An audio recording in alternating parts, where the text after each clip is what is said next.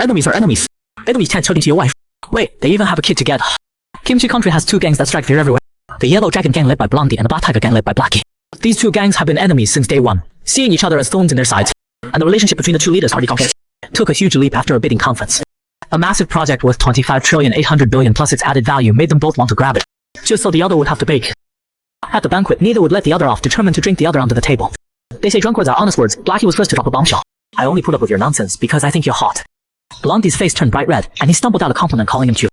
Blackie instantly bristled like a little black cat. After that, there was no stopping them. What enemies do best is make sure the other surrenders first. Even in tender moments, their mouths were like poison.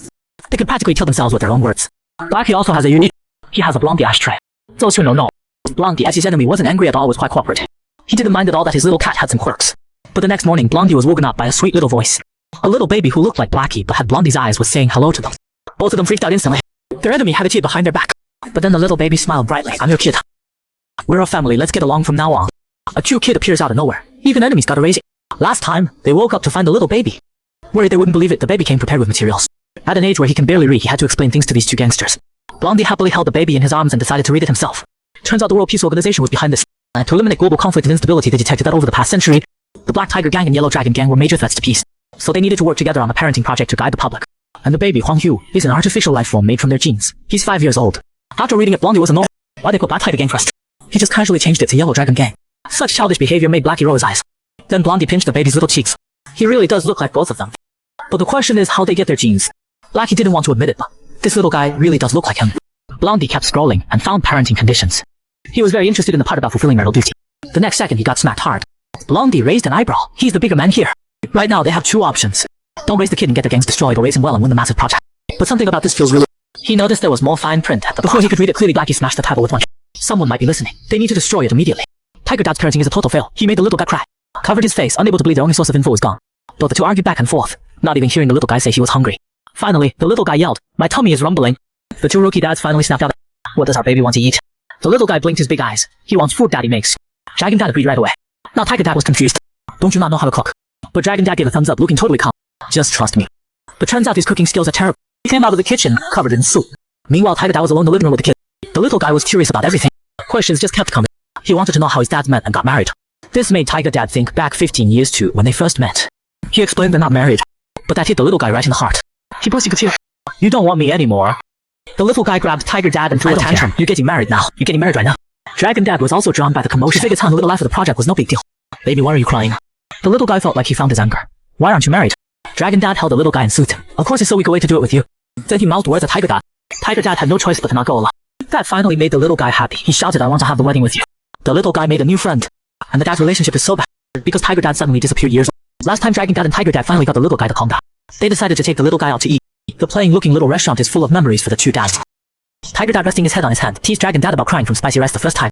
This fired up Dragon Dad, who wanted to compete with Tiger Dad over who can handle spice now. Suddenly, a pretty kid with glasses showed up. Hey, don't talk so loud in public. Dragon Dad and Tiger Dad never expected to get scolded by a kid. But the little guy thought the glasses kid was so cool, he had to be friends with him. Tiger Dad laughed. Already a flirt at this age. Just like you. But Dragon Dad was actually proud. Of course, if you want something, go for it. But Tiger Dad shot back. Is that why you dated so many people? Dragon Dad was speechless. He couldn't exactly say each relationship lasted less than 2 hours. And they all looked like Tiger Dad. So he picked up a rice cake to feed. But Tiger Dad wasn't having it. Your steals are shallow.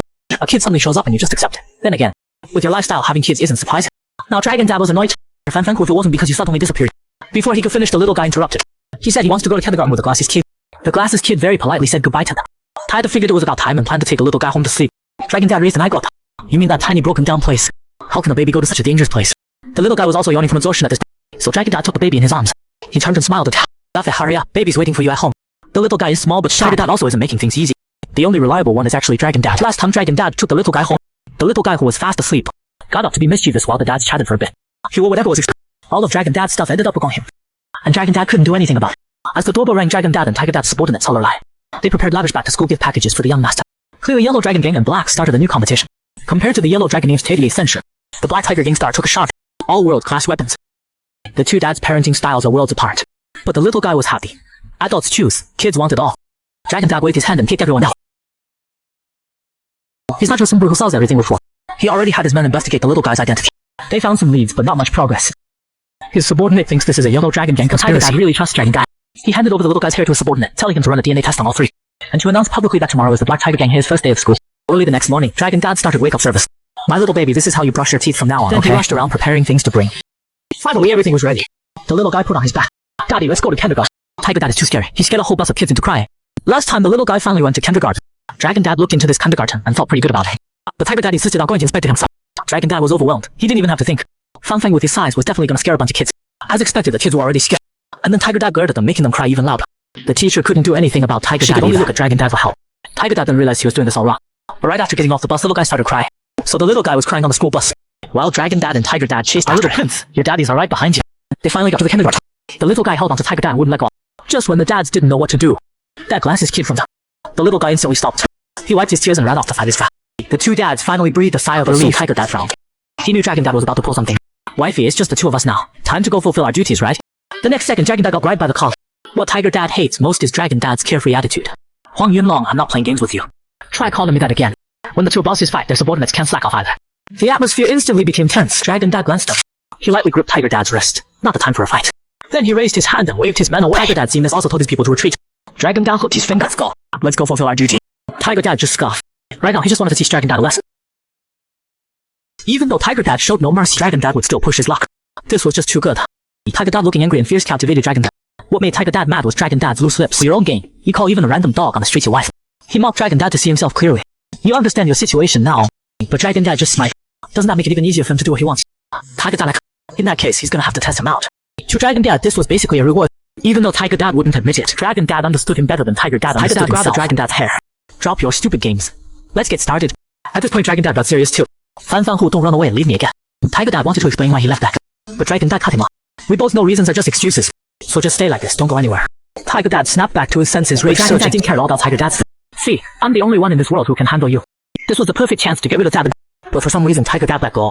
He realized he couldn't accept the world without Dragon Dad. Dragon Dad opened his eyes at that moment. He was thrilled. When Tiger Dad calmed down, he just felt like he'd gone crazy. He was actually going to keep playing this stupid game with Dragon Dad. The little guy got mad. His daddies didn't come pick him up. Last time Dragon and Tiger Dad finally finished their duty. But right then, the secretary called. The young master was upset. All the other kids had parents picking them up. Neither Dragon Dad nor Tiger Dad showed. When they got home, they saw the little guy sitting there all pouty. His little mouth opened, showing two little fangs. Why didn't you come pick me up? Dragon Dad and Tiger Dad. Baby, the daddies were too busy with work. The little guy didn't buy it, liar. You ditched me and snuck out to play, didn't you? Dragon Dad picked him up to soup. That angry look was exactly like Tiger Dad. He changed the subject. He asked the little guy what he did today. At this, the little guy got excited. Oh, this helped about future dreams too. When I grow up, I want to be a police officer. I can take down bad guys. Tiger didn't help, couldn't help. This kid's really got guts. Dragon Dad thought it was a good idea. The little guy suddenly had a light bulb moment. Your daddy's unemployed. Didn't you just go out to play with friends today? Then he smiled and comforted the daddies not to get discouraged. Tiger Dad didn't know how the little guy came to that conclusion. He was about to explain they're entrepreneurs, but Dragon Dad stopped him. Our job is to build cool buildings. Baby, do you want to visit the company tomorrow? The little guy got excited instantly. Yes, I want to go. The little guy's info actually got leaked. This ticked off both daddies. They're not some nice little kitty cats. Last time, the little guy wanted to visit Dragon Dad's company. The next day, he went eagerly. Right at the entrance were two neat rows of subordinates. The little guy thought they were all Dragon Dad's good friends. Dragon Dad winked at him. He explained these people are all company employees. He took the little guy to his office. The decor inside was understated, yet it immediately caught the little guy's attention. The secretary also took the chance to get Dragon Dad. Turns out the paternity test of the little guy and them got leaked. Dragon Dad's face darkened. The other side's fate was sealed. Before leaving, he reminded the little guy to stay put. Turns out organizations nationwide were joining us, all to take the chance to bring down Dragon Tiger Dad. And all of the little guy's personal info spread through the underground. Dragon Dad still wore a smile, but his hands showed no mercy. After dealing with the culprit, Dragon Dad brushed off the dirt on his in disgust. Such a shame his clothes got dirty. Then he ordered his subordinates to send them back. He wanted those people to know some mountains are too high to climb. After that, he changed clothes and went back to find the little guy. He opened the door to see a little messy cat. Hard to imagine what the little guy did in the office. He pulled out a handkerchief and gently wiped the little guy's face. What followed was their happy father-son time. Meanwhile,